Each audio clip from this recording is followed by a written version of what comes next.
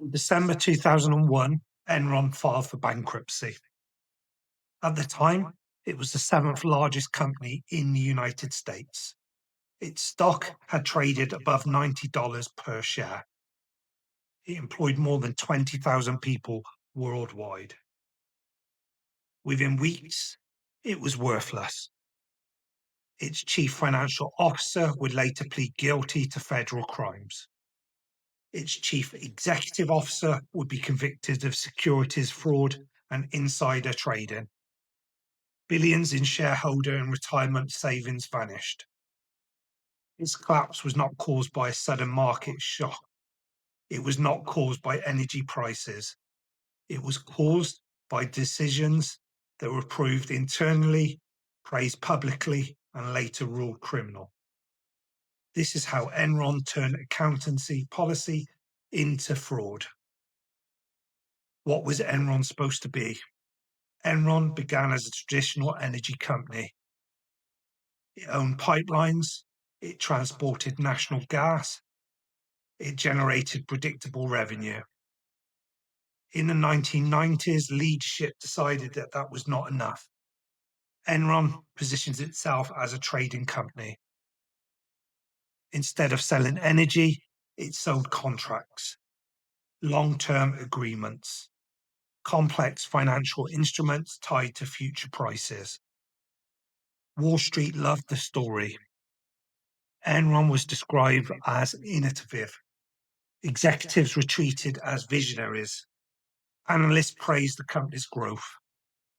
By the late 90s, Enron was named one of America's most admired companies multiple years in a row. That reputation created trust, and that trust reduced scrutiny. The executives. 3 executives controlled the company. Kenneth Lay was the founder and chairman. He handled political relationships and public messaging. Jeffrey Skilling was chief executive officer. He pushed Enron towards financial engineering and aggressive earning targets. Andrew Fastow was a chief financial officer. He controlled accounting, disclosures, and financial structures. This matters because every major decision that followed required approval at this level. The first critical decision, mark-to-market accounting. In the mid-1990s, Enron adopted mark-to-market accounting. This method allowed the company to record the estimated profits of a long-term contract immediately, even though the cash might not arrive for years. For example, if Enron signed a 10-year energy contract, it would estimate total future profit on day one and record it as current income. Under accounting rules, this allowed only under strict conditions. Estimates had to be reasonable. Assumptions had to be supportable. Changes had to be disclosed. Enron did not follow these constraints. Executives approved aggressive assumptions. Projected profits were inflated. Losses were deferred. Revenue became a projection, not a result. This violated accounting standards governing revenue recognition and fair value measurement. But on paper, the numbers look strong. The problem with the cash. Here is the issue with Enron that could not hide forever. Cash flow did not match reported profit. The company showed earnings growth, but cash coming in was weak. Analysts began asking questions. Instead of correcting course, executives made a second division.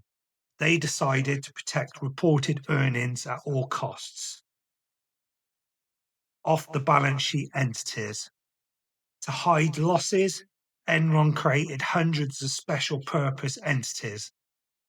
2 became central, LJM and ChewCo. These entities were supposed to be independent third parties. That independence was required under accounting rules. They were not independent. Andrew Fastow, Enron's chief financial officer, secretly controlled them. Executive approved transactions between Enron and entities they knew were not independent. Debt was transferred off Enron's balance sheet. Losses disappeared from public filings. Financial statements no longer reflected reality. This violated disclosure rules, accounting independent standards, and securities law. Auditors approved the structure. Board members signed off. The system continued. Misleading disclosures. Public filings did not explain the true nature of these entities. Investors were told risks had been transferred. In reality, Enron had created the exposure. Executives signed financial statements they knew were misleading.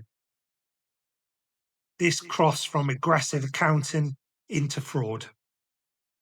Federal law requires truthful disclosure. Enron's disclosure were knowingly false. Insider behavior. While Enron publicly promoted confidence, executive behavior changed.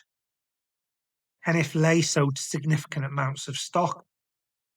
Jeffrey Skilling sold large portions of his holdings. Employees were encouraged to keep buying Enron shares through their retirement plans. When the collapse began, these retirement accounts were frozen. Executives sold, employees could not.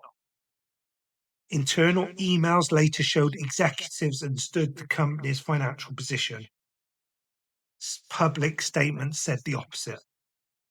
This exposed leadership to changes of security fraud in insider trading. The collapse. In late 2001, analysts began questioning Enron's disclosures. Once confidence broke, the collapse accelerated. Credit lines were pulled. Trading partners walked away. The stock collapsed. On December 2nd, 2001, Enron filed for bankruptcy. At the time, it was the largest bankruptcy in US history. Over 20,000 employees lost their jobs. Billions in shareholder and retirement value were destroyed. Criminal outcomes. Criminal investigations followed. Andrew Fastow pleaded guilty to conspiracy and wire fraud. He was sentenced to prison. Jeffrey Skilling was convicted of securities fraud and insider trading. He received a lengthy prison sentence, later reduced on appeal. Kenneth Lay was indicted but died before sentencing. Enron ceased to exist. What this actually was. This was not an accounting misunderstanding. It was a pattern. Inflated revenue, hide losses, mislead investors, sell insider stock. Each decision was approved. Each decision was documented. Each decision crossed a legal boundary. Enron collapsed because executive treated accounting rules as tools instead of obligations. The fraud was not hidden, it was approved.